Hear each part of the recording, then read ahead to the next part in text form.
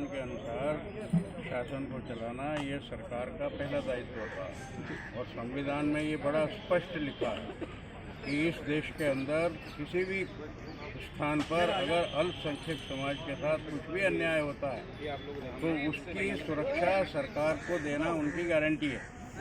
आज समस्या क्या है? ये प्रश्न हिंदू का और गैर हिंदू का नहीं है।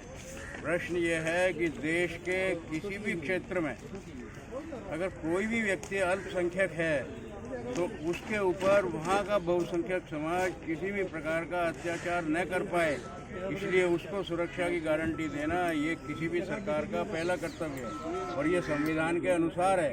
जो सरकारें इस प्रकार का अनुशासन नहीं रख रही हैं, बहुसंख्यक समाज के अत्याचार से अल्पसंख्यक समाज को सुरक्षा नहीं दे रही हैं, वो संविधान के विरुद्ध काम कर रही हैं।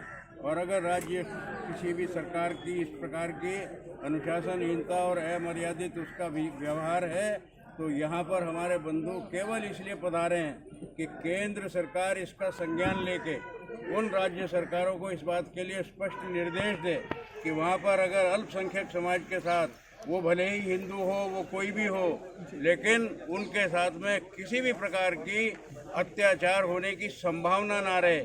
ये लोग इतने कमज़ोर हैं, इनकी कौन सुनने वाला है? अभी हम देखा कि कुछ बच्चे हैं, कुछ लोग हैं जिनके बच्चों को इनकी आंख के सामने मार दिया गया। ये तो दो हमारे पास घटना सामने आई है, मानिए नहीं कितने हजारवां घटना हुई होंगी। और आज हमारा सबका ये कर्तव्य बनता है कि आज तो दो बच्चों के बाप यहाँ पर आए हैं, कल को ऐसा ना हो कि स्थिति इतनी गंभीर हो।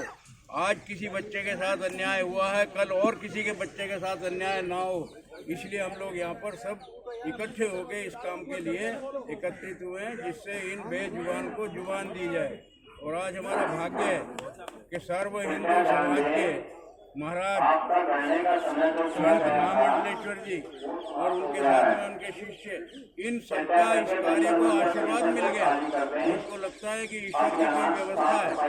जैसे ही इनका आशीर्वाद मिला मुझे ये लगने लगा कि इन गरीबों की कोई ईश्वर ने सुन ली है, इनको प्रेरणा दी है, इसलिए आप यहाँ पर आशीर्वाद देने के लिए पधारे हैं। मुझको लगता है कि कोई संदेह नहीं है कि अब इनकी आवाज़ सही जगह पे पहुँचेगी।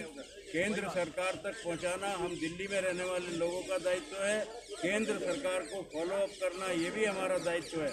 और हम अंततः क्योंकि वहाँ पर वो बहुसंख्यक समाज हिंदू समाज है, इसलिए स्वाभाविक रूप से सारे देश के या विश्व के सारे हिंदू समाज को एक शरीर के रूप में रहना, एक जगह कांटा चुभे सारे शरीर को कोई होना चाहिए। हम सब लोग इसी नाते अपने भाइयों की सहायता के लिए यहाँ पर आए हैं। संत महाराज जी का जो आशीर्वाद है, मैं आपके प्रति आभार और चरण वंदन निवेदन करता हूं। सनातन धर्म की जय।